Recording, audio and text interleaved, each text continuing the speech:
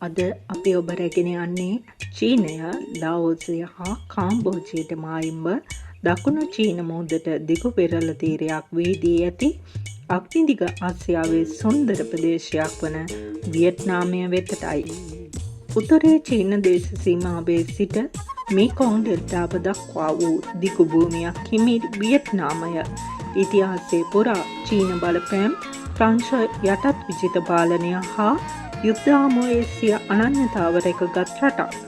අද වන විට මිලියන 100කට අධික ජනතාවක් වෙසෙන වියට්නාමය ආසියාවේ වේගයෙන් වර්ධනය වන ආර්ථිකයන් අතරින් එකක්.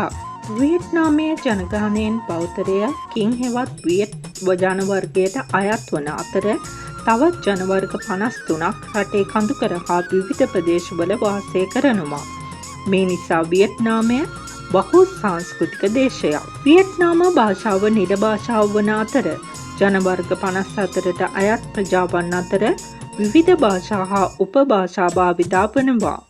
ආගමික වශයෙන් බුදුදහම, ජන ආගම්, ක්‍රිස්තියානි ආගම, චෝදයි හා හුවක්හෝ වැනි ආගමික සම්ප්‍රදායන් දකින්නට ලැබෙන අතර බොහෝ දෙනා නිශ්චිත ආගමකට අයත් නොවන බවද සඳහන් වෙනවා.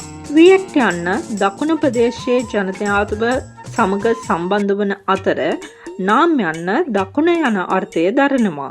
ඒ අනුව වියට්නාම් යන්න සරලව වියට් ජනතාවගේ දකුණු දේශය ලෙස අර්ථ දැක්විය හැකි.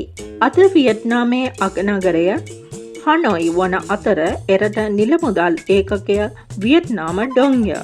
වර්තමානයේ වියට්නාමය සමාජවාදී ජනරජයක්. වියට්නාමයේ ප්‍රධාන ආර්ථික ශේෂ්ඨාතර ඉලෙක්ට්‍රොනික උපකරණ නිෂ්පාදනය, ඇඟලුම්, පාවාහන්, යන්ත්‍රෝපකරණ, කුෂිකර්මාන්තය, දීවර කර්මාන්තය හා සංචාරක කර්මාන්තය ප්‍රධානයි.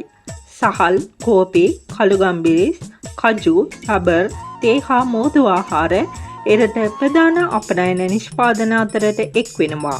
වියට්නාමේ අරම පුදුම ස්වාභාවික නිර්මාණ අතර මුහුදින් ඉහළට නැගී ඇති හුණුගල් කඳු දහස් ගණනකින් සමන්විත ප්‍රදේශය වියට්නාමයේ වඩාත්ම ප්‍රසිද්ධ දර්ශන වලින් එකක්.